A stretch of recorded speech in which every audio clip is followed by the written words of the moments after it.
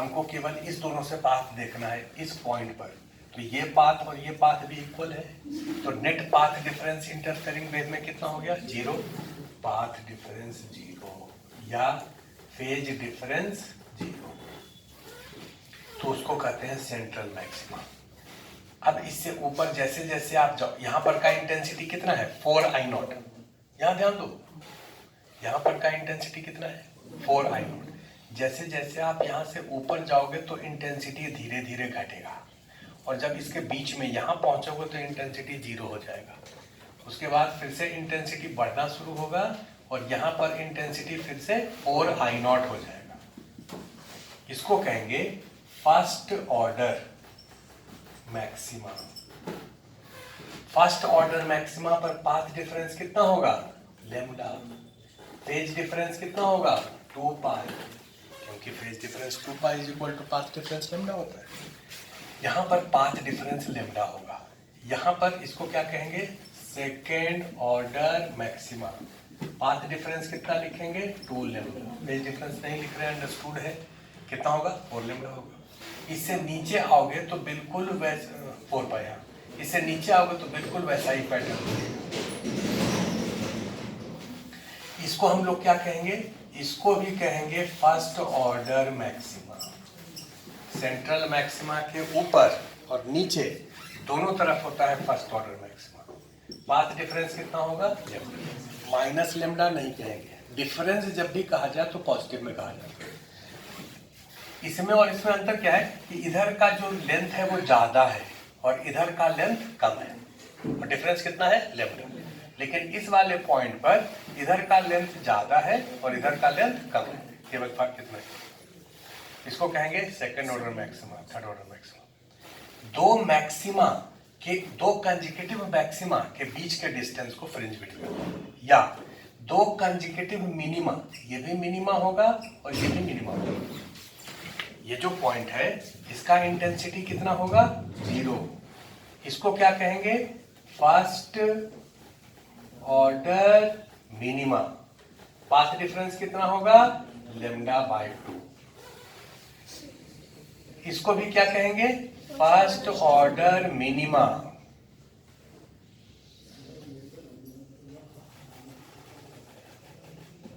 और path difference कितना होगा? λ/2। सिमिलरली इसको कहेंगे second order minima, third order minima. Second order minima, third order. दो कंसेक्यूटिव मिनिमा के बीच के डिस्टेंस को भी फ्रिंज विड्थ ही कहेंगे। दो कंसेक्यूटिव मैक्सिमा हो या दो कंसेक्यूटिव मिनिमा हो, उसको हम लोग फ्रिंज विड्थ ही करते हैं।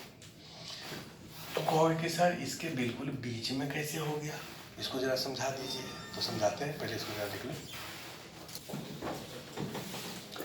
ये जो इंटेंसिटी है, ये दो सोर्स है जिसका इंटेंसिटी I0 सेम है, तो वहां पर जो इंटेंसिटी उस स्क्रीन पर दिखेगा वो ये रिजल्टेंट इंटेंसिटी इंटरफेरेंस के बाद। तो अगर दोनों के इंटेंसिटी को सेम कर दें तो I0 plus 2 I0 under root का मतलब I0 cos फाई। इसको लिख सकते हैं 2I0 को कॉमन ले लो, बचेगा कितना? 1 प्लस कॉस फाइव। इसको लिख सकते हैं 1 प्लस कॉस फाइव को 2 कॉस स्क्वायर 5/2 लिख सकते हैं। तो 4I0 कॉस स्क्वायर 5/2, ये रिजल्टेंट इंटेंसिटी हो गया। इस वाले का अगर ग्राफ ड्रॉ करके दिखाएं, कॉस स्क्वायर फंक्शन है तो स्क्वायर फंक्शन का ग्राफ तो ऊपर होगा, इससे नीचे नहीं होगा। इसका फंक्शन का ग्राफ ऐसे होगा।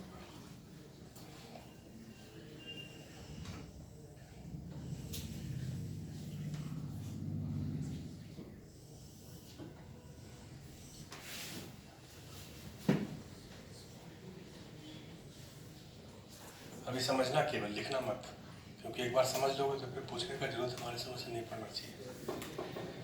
ये जो इंटेंसिटी है उसका ग्राफ ऐसे दिखा है, I और फाई के बीच में। फाई का वैल्यू अगर 0 कर दें तो इंटेंसिटी सबसे ज्यादा होगा, कितना? 4I0। जैसे जैसे फाई का वैल्यू बढ़ाएंगे वैसे वैसे इंटेंसिटी घटेगा। और फाई का वैल्यू अगर पाई कर दें तो इंटेंसिटी 0 हो जाएगी, क्योंकि cos पाई बाई 2 0 हो जाएगा। तो ये पाई हो गया, और फिर यहाँ पर फिर से 4 I0 होगा, ये दोनों एक ही लेवल पर है।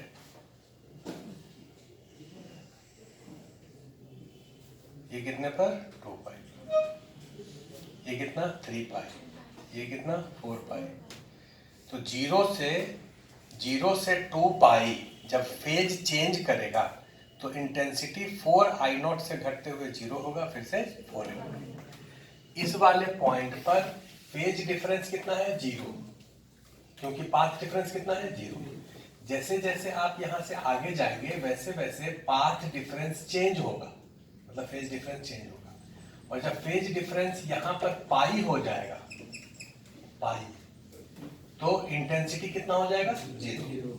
और फिर पाई से बढ़ते हुए यहां पर कितना हो गया 2 पाई, तो इंटेंसिटी कितना हो गया फिर से 4 I0।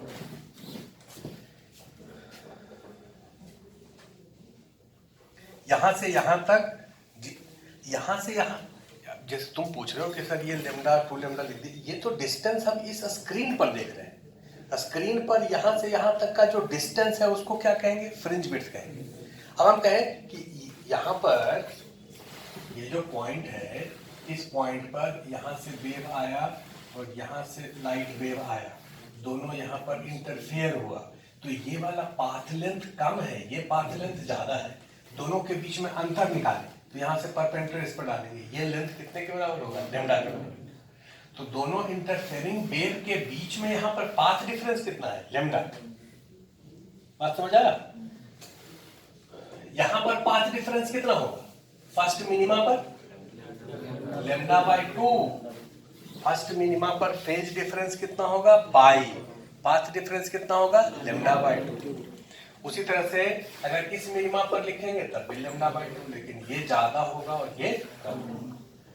तो अब जैसा इंटरफेरेंस यहां से यहां हुआ वैसा ही यहां से यहां होगा, वैसा ही यहां से, क्योंकि ये ग्राफ यहां से यहां जैसा है, यहां से यहां तक बिल्कुल वैसा ही है। इस ग्राफ में अगर तुमसे ये पूछे कि ठीक है यहाँ पर तो 4 I0 है, यहाँ पर 0 है, यहाँ पर 4 I0 है, इसमें दिख नहीं रहा,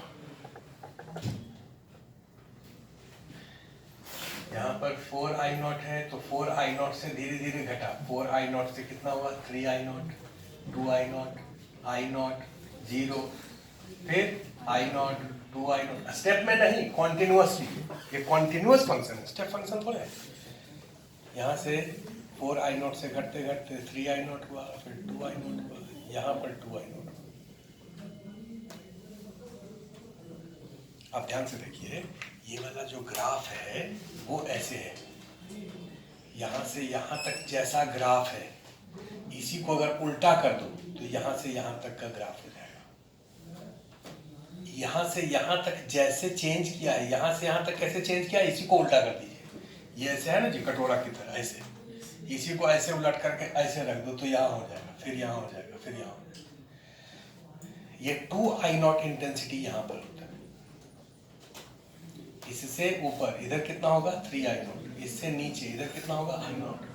ये 2 I0 इंटेंसिटी जो है ये बिल्कुल बीच में होता है, इसके और इसके बीच में। तुम कहोगे सर ये लीनियर फंक्शन तो है नहीं कि 0 से पाई तक लीनियरली चेंज कर रहा है, तो बीच में इसका आधा हो गया। बोले नहीं, लीनियर नहीं है, लेकिन फिर भी कैलकुलेट करोगे तो यहाँ पर जो फेज आएगा वो कितना आएगा पाई बाई 2 आएगा। लेकिन अगर इसका और इसका बीच पाई बाई 4 कर दो और इसका आधा कर दो तो वो गलत हो जाएगा। लीनियर फंक्शन थोड़े है, लीनियर फंक्शन नहीं है, तो वो तो आपको कैलकुलेट करना पड़ेगा।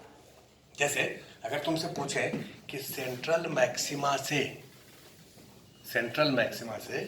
जैसे ही हम ऊपर गए हैं, इसको हम लोग कहेंगे सेंट्रल मैक्सिमा, इसको क्या कहेंगे फर्स्ट ऑर्डर मैक्सिमा, इसको कहते हैं 0th मैक्सिमा। सेंट्रल मैक्सिमा का मतलब 0th मैक्सिमा, इसको कहेंगे मैक्सिमा 2, इसको भी क्या कहेंगे मैक्सिमा 1। तो सेंट्रल मैक्सिमा और इसको कहेंगे फर्स्ट मिनिमा।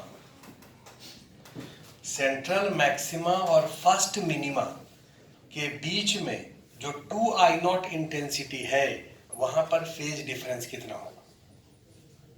तो आंसर है पाई बाय 2। कैसे?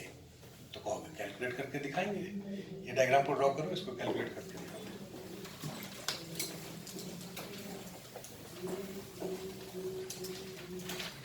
Find phase difference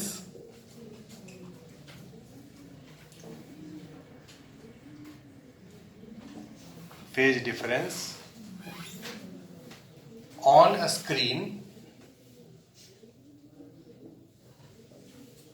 where intensity is 2I0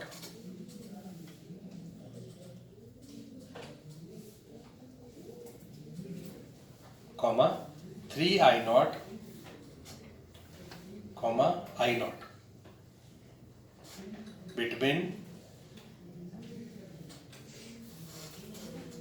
central maxima and first minima.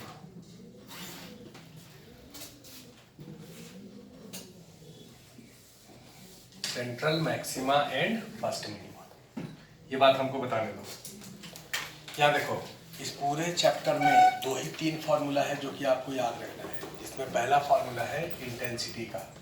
Intensity होता है 4I0 cos square pi by 2। अब अगर तुमसे पूछें कि इंटेंसिटी कितना हो जाए 2I0, तो फाई कितना होगा? इंटेंसिटी को कर दीजिए 2I0,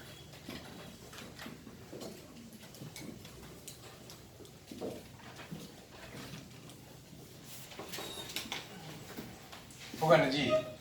सबसे पहला वैल्यू इसका निकालो, तो कॉस कितना 1/√2 पाई बाय 4, तो 5/2 कितने के बराबर? Pi by 4। पाई बाय, इसको लिखेंगे ना कॉस पाई बाय 4, तो फाई कितने के बराबर? Pi by 2। सबसे पहला वैल्यू पाई बाय 2 आएगा। उसके बाद वाला क्या आएगा? तो ये तो सर्कुलर फंक्शन है, तो रिपीट होता है, तो यहाँ पर पाई बाय 2 आएगा। हम पूछें कि यहाँ पर कितना होगा। अगला क्वेश्चन तुमसे पूछें कि 2I0 intensity between first minima and first maxima, phase difference कितना होगा? तो कहोगे ये वाला पॉइंट। ये पॉइंट कितना होगा? तो कहोगे यहाँ से पाई में पाई बाय 2 जोड़ दीजिए। इधर से पाई बाय 2 है तो इधर से भी तो पाई बाय 2 होगा। यहां से यहां तक जैसा ग्राफ है, यहां से यहां तक वैसा ही ग्राफ है, तो इधर ये पॉइंट कितना होगा? 3 पाई बाय 2। उसी तरह से यहां पर कितना होगा? तो कहोगे 2 पाई प्लस पाई बाय 2, बोलो ना 5 pi by 2। 2 pi plus pi by 2 5 पाई। तो ऐसा बहुत सारा पॉइंट आएगा, लेकिन चूंकि आपको सेंट्रल मैक्सिमा और फर्स्ट मिनिमा के बीच में पूछा है तो आंसर होगा पाई बाय 2। वैसे ही दूसरा क्वेश्चन में क्या पूछा गया? इंटेंसिटी 3I0 हो जाए इसके बीच में, तो भाई 3I0 इंटेंसिटी यहाँ है, इसके करस्पॉन्डिंग ये वाला फेज कितना है ये बता दें। इसको रख दो 3I0, 4I0 cos स्क्वायर 5/2, तो cos स्क्वायर 5/2 हो गया 3/4, मतलब √3/2, ये हो गया cos 5/2। तो 5/2 कितना? √3/2 मतलब π/6, तो 5 कितना? π/2। मतलब ये वाला जो पॉइंट है वो इसके बीच में नहीं होगा। इसके बीच में तो π/4 हो जाता है, π/4 नहीं होगा। इसका क्या होगा? π/3 होगा। मतलब ये जो यहाँ है, यहाँ से π/3। अब वैसे ही अगर तुमसे पूछें कि यहाँ पर बताओ जरा, यहाँ पर भी तो होगा ये पॉइंट, इसका कोऑर्डिनेट बताओ, तो आप कहोगे देखिए अब क्वेश्चन कैसे पूछा जाएगा कि 3I0 intensity between first minima and first maxima का फेज डिफरेंस कितना होगा, मतलब इस पॉइंट का कोऑर्डिनेट क्या होगा, क्या कहोगे? तो ये देखो, ये जो मैक्सिमम पिक था वहां से इधर कितना था? π/3। वैसे ही यहां से इधर कितना होगा? ये वाला π/3। तो ये पिक ये है 2 पाई, यहां से इधर कितना होगा? π/3, तो 2 पाई माइनस π/3, 3 दूना 6 माइनस 1 5 पाई बाई 3। आंसर होगा 5 पाई बाई 3। और ये वाला पॉइंट का अगर निकालने के लिए कहें तो कहोगे 2 पाई प्लस पाई बाई 3, तो इसका हो जाएगा 2 pi plus pi by 3, 2 6 7 7 pi by 3। उसी तरह से I0 का भी आप निकाल सकते हैं। I0 का बताइए कितना आएगा।